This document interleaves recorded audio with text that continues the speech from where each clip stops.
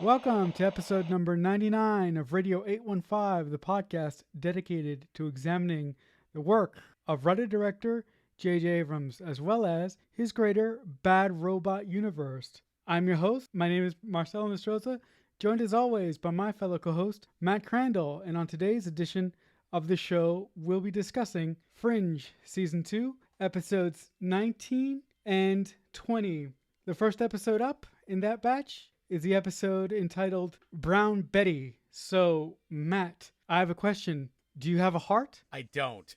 And I'll tell you why. In a 22 episode season, I understand that TV is hard to make. And sometimes writers, cast, and crew get bored and they want to do something fun. And unfortunately for us, in 2001, Joss Whedon decided that he was going to make a musical episode of Buffy, Once More with Feeling, that broke from formula and did something weird and unique, and it was terrific. It was one of the best episodes of television anyone had ever seen. Incredible. But ever since that episode aired, so many shows have tried to do these bottle episodes that try to be some sort of fun, playful, creative thing.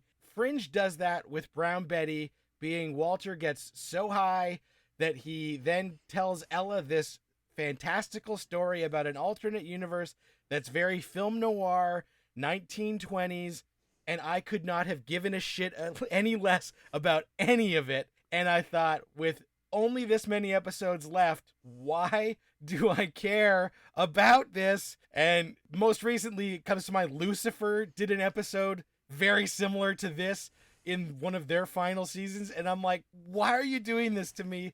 I just want the stories that I care about. So, did the cast and crew have a great time making Brown Betty? Probably. Did I have fun watching some of the scenes? A little bit. But do I have a heart and love this episode? Absolutely not. Marcelo, do you like this one or what? I like this one in concept because, as you know, I like episodes where writers put characters into an enclosed little box. I mean, those characters for most of the story don't move. I did like the story that Walter was telling throughout this episode, but the thing that I liked about it the most is the noir aspect of it and the way that they infused old 1950s technology with modern cell phones. So I did like that, but I do see how an episode this late in the season really doesn't fit. I mean, we've been headed towards a Titanic event and we sort of hit the iceberg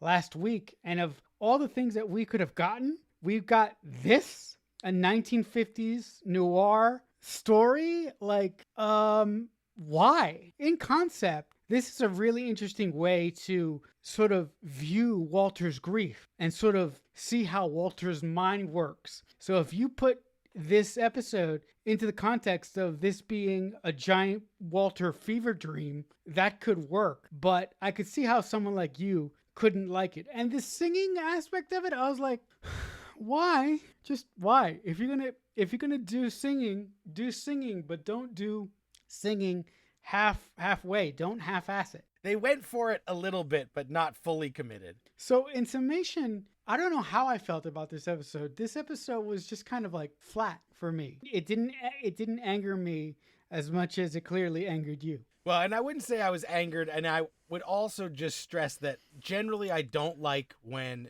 TV shows take these weird what-if detours. But also, I really think that if they had done a noir, semi-musical inspired episode of Fringe at episode 10 of the season, I would have been fine with it. And I would have been like, oh, we're having fun. We're doing like a fun detour. Not a problem. But episode 19, just after Peter has discovered the truth, and all we want is to know how Peter is dealing with this, how Walter is going to deal with this. Obviously, this whole fever dream is Walter's side of him, his mind racing and his heart being gone and all of that. But I don't want that for a 45-minute episode where I could get all that information in a 5-minute scene, and then we could do something cool to find out how we're advancing the universe war, the shapeshifters, Newton. So much stuff is on the table that to hit pause right now, even if thematically we haven't hit pause, because we're still exploring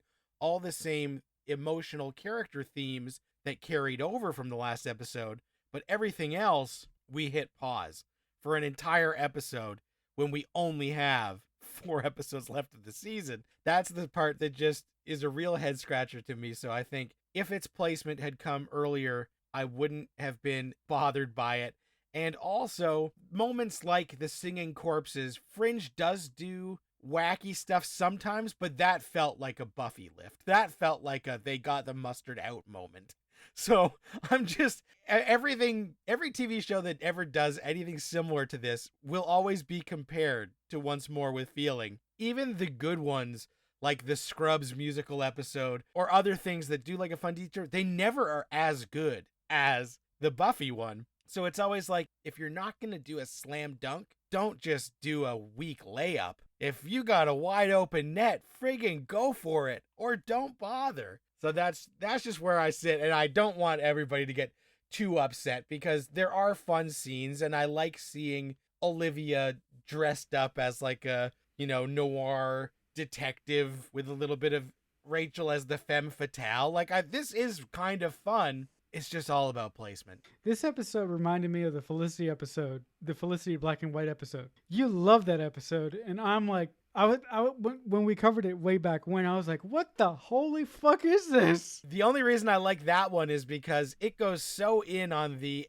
being an episode of the Twilight Zone rather than it barely is an episode of Felicity, but it's 100% an episode of the Twilight Zone, that I dig it when you get that committed. But like I said, sometimes you could just feel them like stepping up to the line and being afraid to just totally cross into going complete 100 with the singing and the noir of this. They just kept edging back a little bit. And while the steampunk aspect of, the cool glass heart and some of the weird devices and seeing the alternate massive dynamic and stuff is fun. But again, it's just when we only have so few episodes left and we've just had a huge episode, I start to get frustrated when we see this pattern of Fringe has a huge mythology episode. They give us some gems. The next episode is always wheel spinning. We are always just kicking that ball further down the court, and I'm like, this should all be fire,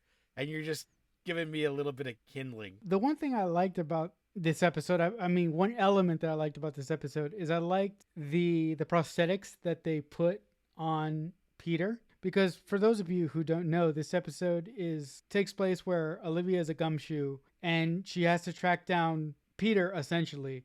And Peter, for some reason, was born without a heart. And he has this electronic heart. So I did like the prosthetic work in this episode. And I did like how thematically this episode sort of took from our main story and sort of hinted at that no matter what an individual has done to somebody, in this instance, what Walter has done to Peter, forgiveness is possible. But again, the execution of this episode wasn't particularly done that well. Like, I would have much preferred this episode to be way earlier in the season. Yeah, well, it's funny because, as much as I claim it's wheel spinning, and you are right that there are themes that carry over, because part of the plot is that the reason that Peter has taken this heart and run away is because he found out that he thought Walter was a good guy, and then he realized that he was replacing children's dreams with nightmares. This is written by like all the heavy hitters, Wyman, Pinkman, Goldsman, it's a 4-writer team, and it's like all the Fringe heavy hitters. But then the fact that literally only the opening, where before we go into the story, and the final scene are again the ones that really carry the weight of what I care about. So I like that Walter gets stoned off his ass because he's so upset about Peter being gone. I think that's great. I don't necessarily care that Olivia's babysitting Ella and hands her off to Astrid and is like, can you just take care of her? I'm going to fuck off for a while. Like, okay, Aunt Liv, thanks for coming out. But then the end, after the story has been told and we're done all of that, we see Walter going home, looking kind of frail and exhausted from this emotional roller coaster he's been on while stoned off his gourd. And the observer is watching from outside. And the observer is looking very serious, as they always do. And he says, I am concerned. And like obviously he's talking to someone on the other end who is saying like stuff is not going as we thought it was gonna, or like weird stuff is starting to escalate. So the fact that we do throw that nugget in, that the observer is getting worried that whatever they thought was going to happen in this Walter Bishop being a key figure is not going the way that we kind of want. So what are you thinking, Marcelo, after we're done all the Brown Betty gumshoe singing detective crap? We get this scene with the observer very worried about how things are playing out. I'm very curious to see how that works because last week I wasn't really pleased with the storytelling that was being told. So I'm very, very curious how Peter plays into the larger picture and what may happen because Peter has essentially said, I'm from another universe. My dad lied to me and I'm just going to go and I'm just going to go and find myself. And that plays into the last episode that we're going to talk about this week, an episode entitled Northwest Passage. Matt, would you like a mixtape? Absolutely. I thought that was really charming that in 2010, when this episode aired, a mixed CD was like a normal thing. And now people would just be like, what? Like, send me a playlist. Just email it to me. But Northwest Passage, guys, is much more of the shit that I want right now. This episode brought everything where if we have to, obviously, it almost feels like because Peter was barely in Brown Betty, it's because he was off filming this episode. And so everybody who had the heavy lifting in Brown Betty doesn't really appear very much in this.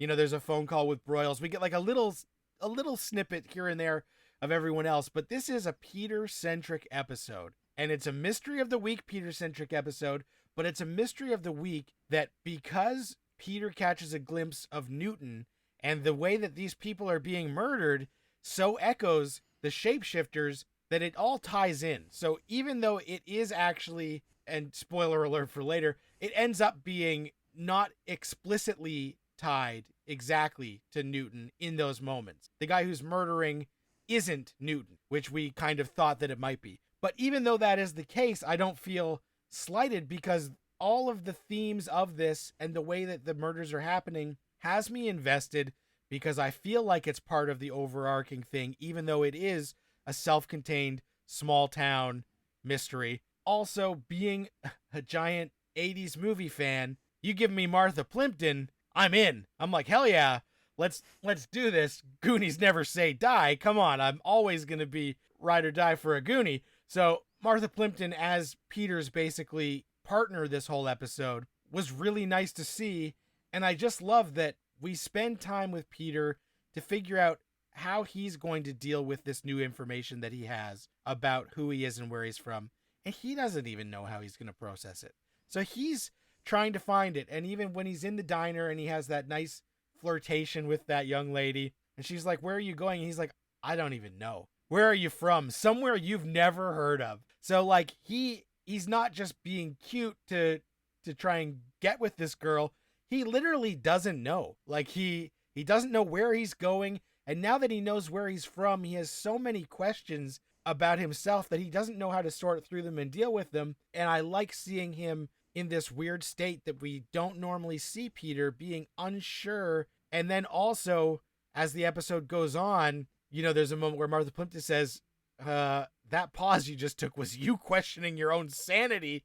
And he's like, no, it wasn't, but it kind of was. So Marcelo, what are you thinking as we get this very Peter-centric episode where, Vancouver stands in for Washington State, which is its neighbor, so it makes sense, as Peter investigates in this Northwest Passage? I really like the sense of paranoia that Peter feels in this episode, because as he's helping this detective track the person who's committing all these murders, Peter alludes to there being, something bigger out there. And we find out early in the episode that this sheriff is someone who reads, alien novels. So we find out that this sheriff character is someone who may believe in little green men. So I like the fact that as the story is being told, we see Peter a couple times in the episode see Newton. And I was really questioning,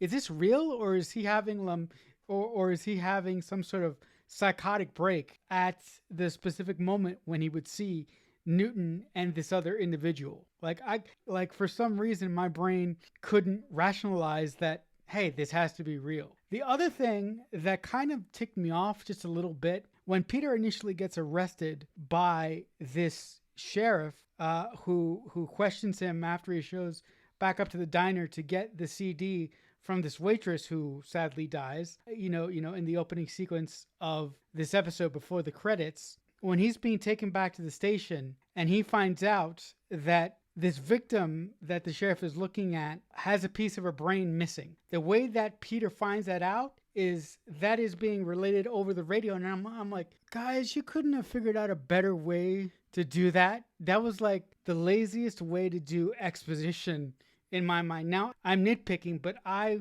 would have done that a little bit differently.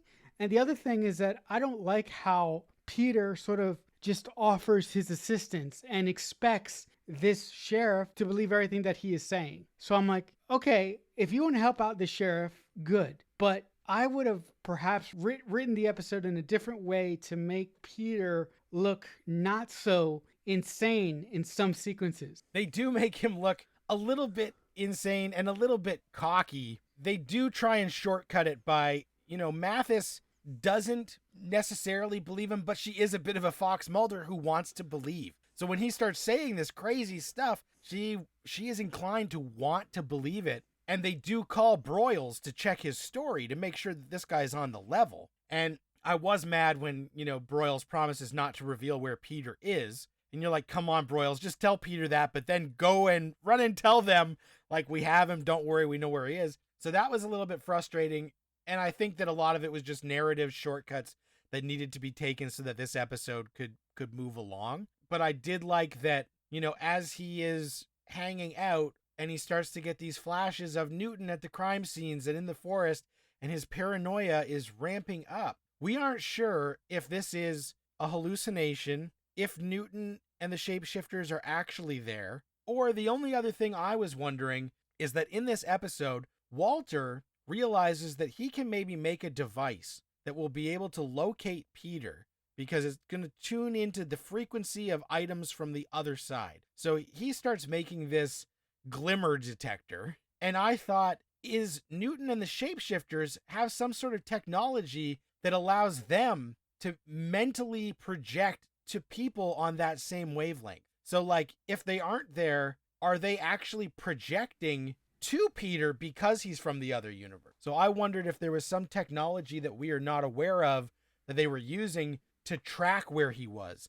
And when they did that, he could also kind of see them for a second. So that was part of what I was wondering as the Walter stuff was unfolding. That's a really good theory, but if they truly are not there, why do they need the brain pieces from these victims? But with that being said, we do find out as the episode goes on that the person who is murdering these young girls is not connected to Newton and somebody else who pops up at the very, very, very, very end of the episode, where it makes you go, oh shit, okay, this is what I've wanted for forever now. Come on, They didn't take the brain pieces, though. That was just the guy who killed them. So if the writers of this episode found some way to sort of convince the audience that Newton and this other individual needed these brain pieces to track Peter and then end up in the hotel room where you get the big reveal, that would have worked better from a narrative standpoint. The other thing that I liked about this episode, it's a really small scene where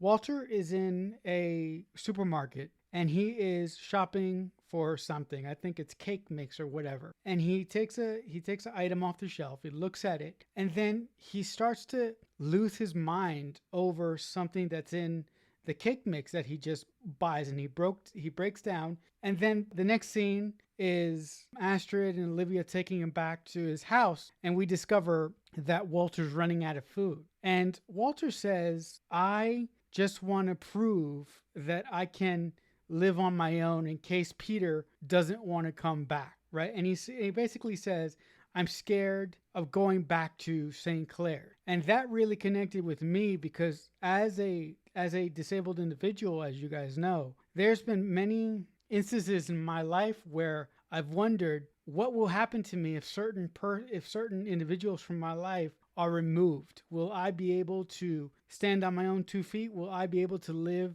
the type of life that I've been accustomed to? So that scene sort of triggered all these floods of emotions in my head. That is definitely valid and adds some emotional weight to it. I think that the best, obviously the cool ending of this episode is that this whole time where Peter has been unsure if these Newton flashes are real or paranoia, they do know where he is and they do catch up to him in actuality by the end of the episode. So we aren't sure if they were tracking him or what was going on, or if they always kind of were able to know where he was, but they do show up. Newton is there and he says, "Come on in, Mr. Secretary." And as Mr. Secretary emerges from the darkness, it is revealed that it is alternate universe Walter, who will be known as Walternate. We've mentioned it a few times. And I think that moment, if you haven't been like rewatching, the first time you see this, you're like, oh my God. But even when you're rewatching it, you're like, finally, this guy's here. Like, all right, the consequences of Walter Bishop's actions are finally starting to rear their head here, as we see that we've done so much to bring a person from the other side over. The shapeshifters accomplished it a few weeks ago, and now we find out it is Walternate who they were trying to bring over. He is one of the key players in this war. Marcella, what are you thinking as Walternate steps out of the shadows? I am like, hell yeah, here we go. Now it's going to get really good because that's going to lead to this, that's going to lead to this. It's going to get really, really good now. So I am really happy that the shift is now happening. And in this season, the dominoes are sort of headed downhill. But I'm really wondering, is Peter going to question? Of course, he's going to question Walternate, but is he going to go with him willingly? Or is he going to put up a fight? So in my mind, I'm wondering, how curious is Peter of where he comes from? We are watching, Fringe, so it's safe to say that Peter is going to have some questions, but because of the narrative of the story, he's going to go with him. So I'm very, very interested to see where this is all leading to and where we could be going here in the coming weeks. Yeah, definitely a lot of interesting stuff is laid out as we head into the finale. And the thing that I'm always wondering, especially in this moment where, he's like, hello, son, and Peter's like, oh my God, it's my real dad. Does Walternate know why Walter took Peter? Obviously, Peter is still alive, so he didn't die. So Walternate, yes, his son was stolen, but his son was going to die if he didn't find the cure. So obviously, this Walter, having noticed that Walternate found the cure and didn't do it, is he going to be all fire and brimstone anger because his son was taken from him? Or is there going to be some sort of rational side that's going to realize if he had kept his son, he probably would have died? Our Walter is actually the only reason that this Peter is still alive, because he was able to synthesize the cure that Walternate had dismissed. So that's part of what's running in my mind, is I'm wondering, is Fringe going to address how much Walternate knows? And if that truth comes out, will that sway Walternate in any way? Or is it too much? Just like Peter, he doesn't want to hear any rationalization or truth. Even if both Walters were in a room together, would they not be able to hash out what actually happened and see both sides of it? That's an interesting theory that you bring up about how much Walternate knows. Because if Walternate knew about our Walter, don't you think that we don't know Walternate from a banana right now, but I beg to assume that if Walternate knew that our Walter did what he did, he would go and try and assassinate that individual. But if he did that, what consequences would that have on the greater universe? Like, Walternate kills our Walter. Could two different Walters exist on one solitary plane? Right. These are questions that we don't know the answers to. I was so down on Brown Betty and I was so up on this one, even though it was Mystery of the Week. But part of it, I think, is kind of obviously taking place in Washington State. There were huge X-Files vibes, but also Twin Peaks vibes of this weird FBI agent who has to team up with a local sheriff, and Peter's having pie at the beginning in a diner. So I love all of that And I just want to shout out that this episode had a guest composer. As a lifelong Pearl Jam fan, Mike McCready, the guitarist from Pearl Jam, actually did the score for this episode because they had wanted to use a Pearl Jam song. And he said, well, don't just use one of our songs. How about I step in and do the music? And they were like, well, yeah, this whole episode's got like a Washington State vibe. And Pearl Jam being from Seattle, I thought that was really interesting. Having a little bit of a different score gave this whole episode a different flavor than some of our other Fringe episodes, and that really stood out to me. And then when the credit came up, I was like, oh my God, it was Pearl Jam. So I just wanted to shout out that this is one of the rare episodes that Fringe actually allowed a guest composer to come in and do some work on. All right, guys. And on that note, I think that'll do it for this edition of Radio 815. Listen, guys, if you like anything that we do here and you want to reach out to us, there are a couple ways that you can do that. First, you can just reach out to us on Twitter by just simply using the hashtag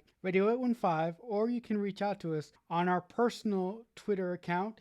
It's JJUniverse815. If you want to talk to me personally, I'm also on Twitter. I'm at CreekFanatic88. But Matt, if the good folks want to reach out to you, what would be the best way for them to do that? On Twitter at Matt Crandall. All right, guys. So until next week, where we could be popping some champagne for some mysterious reason, I don't know why. Thank you so much for listening. And as always, we'll talk back soon. Radio 815 is a Balloonhead Productions presentation in association with Killer Newt Productions.